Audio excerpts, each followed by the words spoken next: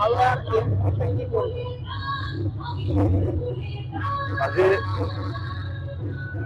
মহালয়াৰ যিটো আমি ইয়াত এটা সাংস্কৃতিক অনুষ্ঠান চাই আছো।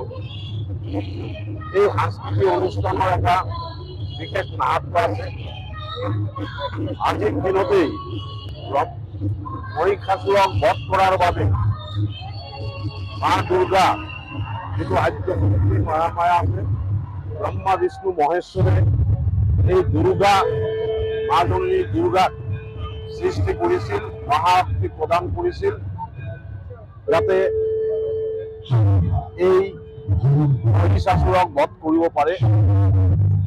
আৰু আজিৰ দিনতে মা দুৰ্গাক আবাহন কৰি এই মন্ত্ৰ টানিছিল আৰু 10 দিন ব্যাপী এই যুদ্ধ চলিছিল মহাসুৰৰ লগত।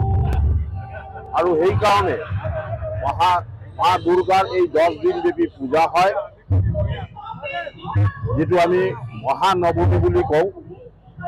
আৰু দশমীৰ দিনাখন ভাসান দিয়া হয়, দুৰ্গা মাক বিদায় দিয়া হয়।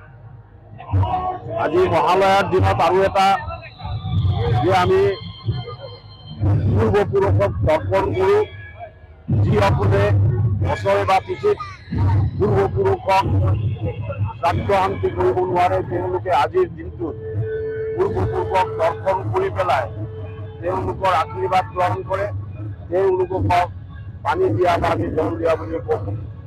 এই যিটো মহালয়া দেৱী আহৰণৰ মূল কাৰণ হ'ল আমাৰ সমাজত যিবিলাক অসুৰ আছে, অসুৰৰ নেচাৰ আছে, যিবিলাক দুষ্কৃত্য মানুহ আছে, তেওঁলোকক যেন শাসন কৰে, সমাজখন এটা ধুনীয়া সমাজলৈ ৰূপান্তৰিত হয়, তাৰে এটা ৰূপ কিন্তু আমাৰ মহামায়া মা দুৰ্গাৰ পূজাটো আমি এইকাৰণে কৰোঁ, যাতে আমি জাতি ধৰ্ম বৰ্ণ নিৰ্বিশেষে এই সমাজত এটা ধুনীয়া বাতাবৰণ সৃষ্টি কৰি সামাজিক ৰীতি সদিচ্ছাৰে আমি এই সমাজখন আগবঢ়াই ল'ব পাৰোঁ, তাৰে এটা উদাহৰণ দিলোঁ।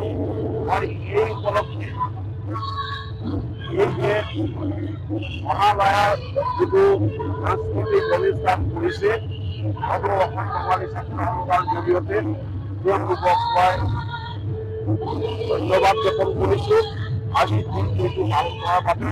আৰু বিশেষকৈ তিনিচুকীয়াবাসীক এটা সম্প্ৰীতিৰ নীতি গঢ়ি তুলিবৰ কাৰণে যিটো এটা ব্যৱস্থা কৰিছে, তাৰ কাৰণে ধন্যবাদ। তিনিচুকীয়াবাসী ৰাইজক আজি শুভ মহালয়াৰ শুভেচ্ছা জনাইছোঁ।